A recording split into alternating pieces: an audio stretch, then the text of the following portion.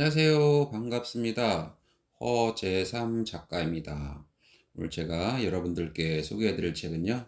임정민 작가님이 지은 어른의 대화법이라는 책입니다. 먼저 프롤로그를 보겠습니다.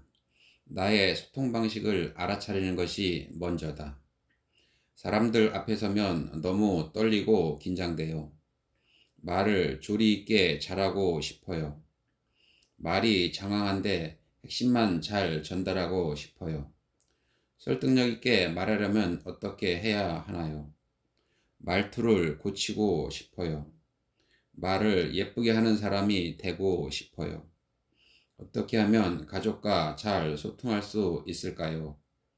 갈등이 있을 때 화내지 않고 말하는 방법을 알고 싶어요. 직장 상사와 즐겁게 대화하는 방법이 있을까요? 기업 강연과 공개 특강에서 만난 분들, 교육원을 방문하시는 분들은 말하기와 소통에 관한 고민을 토로하신다. 한 온라인 특강에서는 무려 150개가 넘는 사전 질문을 받기도 했다. 어딜 가나 사람들은 말하기 스킬을 궁금해하고 어떻게 하면 말을 잘할 수 있는지 방법을 알고 싶어 한다. 많은 기업과 대학에서 스피치 커뮤니케이션 강의를 진행하고 1대1로 개인 코칭도 해드리며 그들의 변화를 봐왔기 때문에 이런 질문에 바로 명쾌한 답변을 내놓을 수 있다. 하지만 방법만 알면 말을 잘할 수 있을 것이라는 생각은 오해다. 자신의 시간과 비용을 투자해 코칭을 받는 분들은 당장 생업과 직결된 상황에 놓여 있는 경우가 많다. 예를 들어 취업과 이직, 세일즈, 고객 응대, 입찰 경쟁, 프레젠테이션, 발표, 연설과 강의, 방송 인터뷰 등에서 말로 인해 자신의 이미지가 손상되었거나 능력을 인정받지 못해 좌절한 경험이 있는 사람들이다. 이들은 원하는 결과나 성과가 나오지 않아 불안과 위기의식을 느꼈고 사람들 앞에서 자신의 생각을 논리 정연하면서 좀 더 당당하고 자신있게 말하길 원했다. 말하기 스킬을 빠르게 배워 실전에 발휘하고 싶은 마음은 충분히 공감하지만 관계와 소통의 본질이 빠진 채 스킬 트레이닝만을 반복하는 것은 실생활에 크게 적용이 안 된다. 나는 역으로 질문을 한다. 왜 말을 잘하고 싶으세요? 말을 잘한다는 것이 어떤 의미인가요? 지금처럼 말했을 때 상대가 어느 정도 이해했을 것 같나요? 어떨 때 소통이 안 된다고 느끼시나요? 그때 느꼈던 당신의 감정은 무엇이었나요? 상대의 상황이나 기분은 어떠했나요? 상대가 어떻게 말해줬으면 좋겠어요? 어떤 방식으로 요청했을 때 상대가 받아줄까요? 누군가와 대화를 나누는 것, 많은 사람 앞에서 스피치를 하는 것은 근본적으로 내가 상대와 어떤 관계를 맺고 어떻게 소통할 것인지에 대한 선택의 문제이다. 말 잘하는 스킬을 알려주는 책은 무수히 많다. 온라인 서점에서 말하기, 스피치라는 키워드를 검색해 보면 무려 1000권이 넘는 책이 나온다. 화술, 언어, 대화, 목소리 등 유사 키워드를 입력하면 훨씬 더 많은 책이 검색된다. 나는 말하기는 지식이 아니라 기술이라고 생각한다. 그래서 공부가 아니라 훈련을 해야 한다고 항상 강조한다. 지식은 공부를 하면 몰랐던 것을 알게 되지만 기술은 훈련을 하면 못했던 것을 하게 된다. 그래서 말하기는 예체능과 같이 몸으로 익히는 기술의 영역이다. 하지만 무작정 말 잘하는 기술만 배워서는 말을 잘할 수 없다. 책은 차고 넘치는데 우리의 말이 제자리 걸음인 이유이다. 지금과는 다른 방식으로 말하고 소통하려면 나의 말 습관을 점검하고 그 이면에 나라는 사람의 소통 방식을 먼저 알아차려야 한다. 어떠한 상황에서 말을 하는지, 대상은 누구인지, 그들과 나의 관계는 어떠한지, 어떤 방식으로 소통하는지, 말하는 자신과 상대의 상태는 어떠한지 등을 스스로 묻고 답하면 대상과 상황에 대한 메타인지가 높아진다. 미국 발달 심리학자인 촌 플라벨은 1976년 처음으로 메타인지라는 용어를 사용하면서 인간의 인지 능력 중 메타인지 발달이 가장 중요하다고 강조했다. 인지는 어떠한 사실을 분명하게 인식하여 안다는 뜻이고, 메타인지는 인지에서 한 걸음 더 나아가 자신의 인지 과정을 한 차원 높은 시각에서 관찰하고 발견하고 통제하는 정신 작용이다. 쉽게 말해 자신이 무엇을 알고 무엇을 모르는지 아는 것을 뜻한다.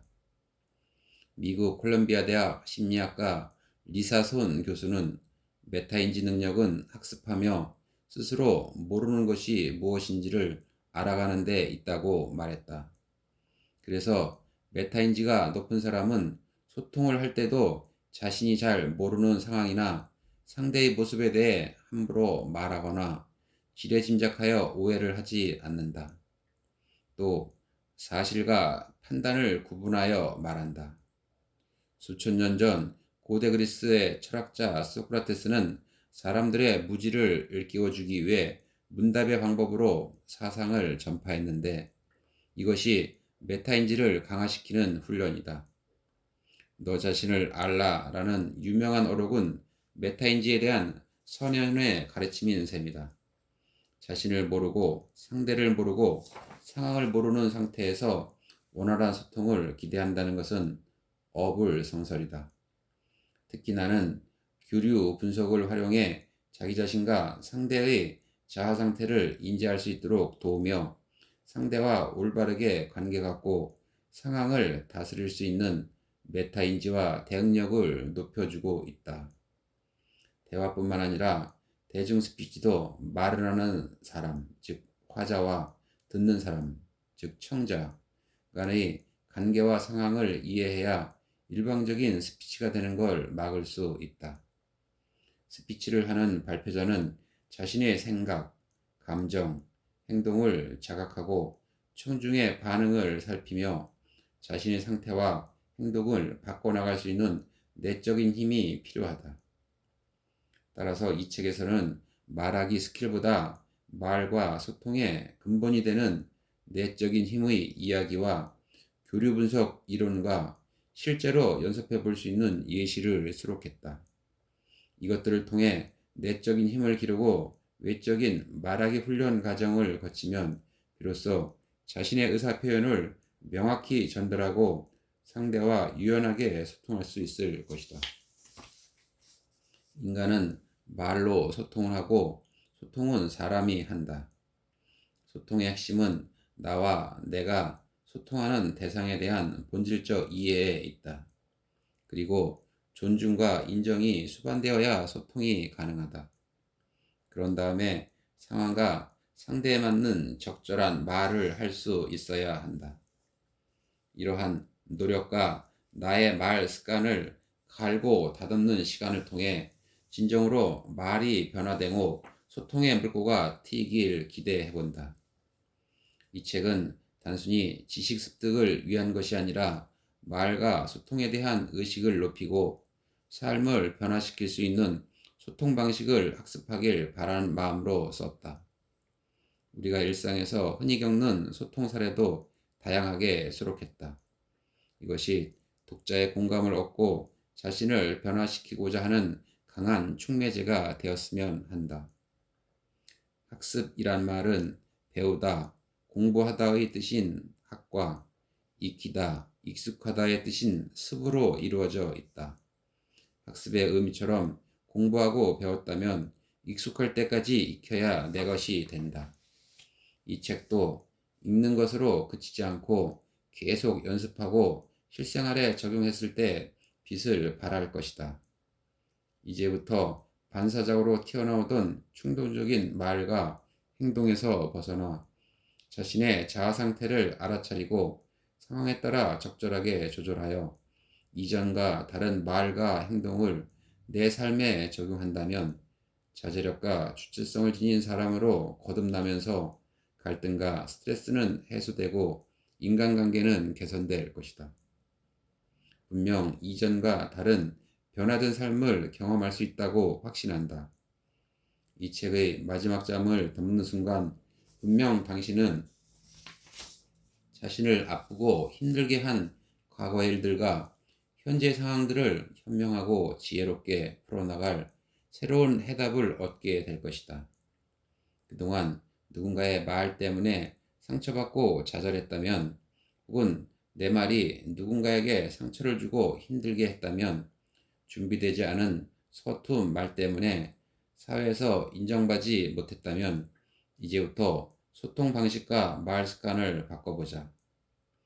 교류 분석을 만나 나 자신을 깨닫고 변화하기 전까지는 나 역시 서툴고 부족한 사람이었다. 부디 이 책을 선택한 독자들은 내가 겪었던 시행착오를 줄이고 더 나은 말로 서로 열린 소통의 기쁨을 누렸으면 좋겠다. 나아가 지금부터 변화될 새로운 삶을 선택하고 자신의 존재 가치를 스스로 높이며 각자 소망하는 꿈을 이루었으면 하는 바람이다. 네, 목차를 보겠습니다. 파트 1. 우리의 말은 왜 제자리 걸음일까? 파트 2. 나 이해하기. 왜 그렇게 말할까? 파트 3. 대화의 기본 원리. 어떻게 말해야 할까? 파트 4.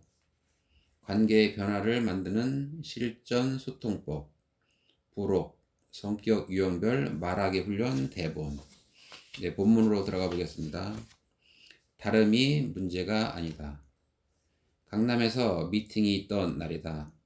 약속된 시간보다 일찍 미팅 장소에 도착한 나는 한 대형 서점에 들어가 책을 구경했다.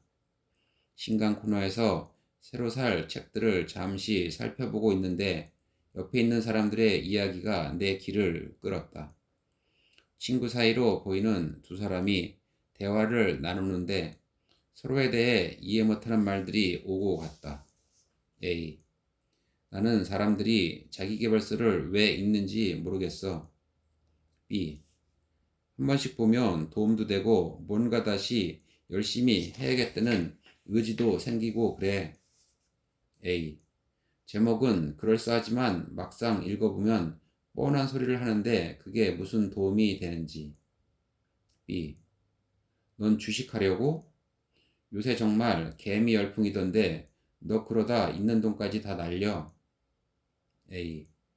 뭐 당연히 리스크도 있겠지만 요즘 같은 저금리 시대에 나도 뭔가는 해야지. B. 지난번에는 부동산에 관심 가지더니 할 거면 하나만 좀 진득하게 해. 대화를 끝낸 두 친구 주위로 냉랭한 기운이 감돌았다. 그렇다고 심하게 말싸움을 한 건 아니다. 하지만 A는 자기계발서에 대한 자신의 선입견에 막혀 친구의 취향을 배려하지 않았고, B는 재테크 공부를 하려는 A의 의지를 꺾어버리고 꾸준하지 못한 태도를 비난했다. 서로 가지고 있는 생각과 취향이 다를 뿐인데 자신의 의견을 앞세우며 상대를 존중하지 않는 말들은 기분을 상하게 하고 우리의 관계를 멀어지게 한다. 나는 집으로 돌아와 서점에서 산 책들을 책장에 꽂았다. 우리 집 거실에는 소파를 중심으로 양쪽에 책장이 각각 한 개씩 놓여 있다. 왼쪽은 내 책장이고 오른쪽은 남편 것이다. 누군가 이 책장을 본다면 우리의 취향이 무척 다르다는 사실을 단번에 알아챌 수 있을 만큼 비슷한 점이라고는 찾아볼 수 없다.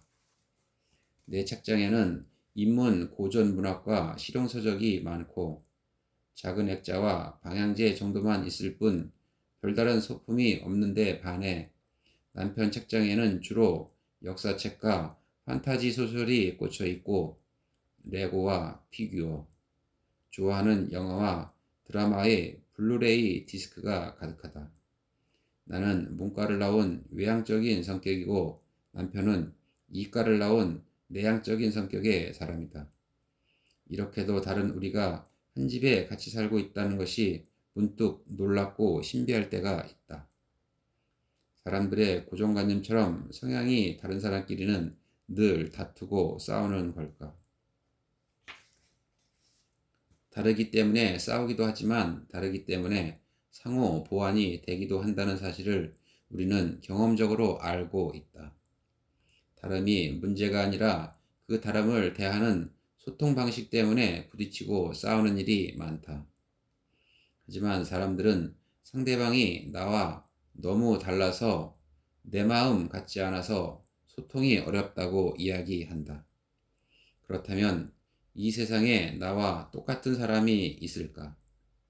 우리는 각자 살아온 환경과 문화가 다르고 같은 경험을 했더라도 다르게 느끼고 해석하기 때문에 모두가 다른 인격체이다. 하물며 같은 연, 월, 일, 시의 한 뱃속에서 나온 쌍둥이조차도 외모만 비슷할 뿐 성격과 취향이 다르지 않던가. 생리학적인 관점에서도 전 세계 사람 중에 나와 같은 사람은 단 한 명도 없다. 체코의 생리학자인 J.E. 프루키네는 지도의 촉각에 대한 연구 논문에서 지문은 평생 불변하고 만인이 같지 않다고 밝혔다. 성문 역시 사람마다 입, 성대, 목구멍 등의 구조가 다르기 때문에 목소리가 내는 에너지의 주파수 분포를 분석해서 그림 형식으로 표시하면 마치 지문처럼 목소리로 사람을 구분할 수 있다고 한다. 그래서 성문을 목소리의 지문이라고 부른다. 이처럼 지문과 성문은 지금까지도 개인 식별 수단과 범죄 수사에서 주요 증거로 활용되고 있다. 결국 나와 똑같은 사람은 이 세상에 존재하지 않는다. 그러니 다름은 당연한 것이고 내 마음 같지 않은 것도 당연한 것이다. 애초에 상대가 내 마음 같을 수 없다는 사실을 인정하고 받아들이는 게 마음이 편할 것이다. 두 사람 사이에 숫자 6이 놓여 있다. 왼쪽 사람은 이 숫자를 6으로 보았고 오른쪽 사람은 이 숫자를 9로 보았다. 이 상황을 봤을 때 누구 한 사람이 틀렸다고 말할 수 없다. 서로의 관점에서 다르게 봤을 뿐이다. 그렇기 때문에 내가 옳고 내가 틀리다고 섣불리 생각해서는 안 된다.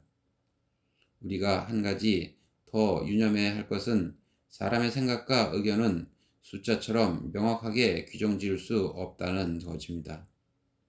수학 문제를 잘못 풀면 틀렸다고 말할 수 있지만 어떤 사람의 의견에 대해서는 틀렸다고 말할 수 없다. 사람의 생각은 다 다르고 모든 의견은 존중되어야 한다는 사실을 기억하자. 다름이 문제가 아니다. 그 다름을 대하는 소통 방식을 바꿔보자. 다름에서 오는 차이로 다툼의 소지가 생기는 것은 불가피하지만 이전과 다르게 말하고 소통한다면 그 다름이 좋은 방향으로 우리의 일과 관계를 이끌어 줄 것이다. 치우침은 소통을 가로막는다. 21세기 엔터테인먼트 산업에서 신흥기업으로 떠오른 회사가 있다. 이 회사는 2018년 1월 창사 이래 처음으로 시가총액 1천억 달러를 넘긴 후 같은 해 5월에는 장중 한때 월트 디즈니 컴퍼니의 시가총액을 뛰어넘어 시장의 판도를 크게 변화시켰다. 이 일은 신흥기업이 미디어 건물을 꺾은 기념비적인 사건으로 기록되고 있다. 혹시 눈치챘는가? 이 회사는 바로 온라인 스트리밍 서비스를 제공하는 세계적인 멀티미디어 엔터테인먼트 기업 넷플릭스이다. 네, 저는 오늘 여기까지 읽어드리고요. 다음 시간에 더 새로운 책을 가지고 다시 또 찾아뵙도록 하겠습니다. 네, 감사합니다.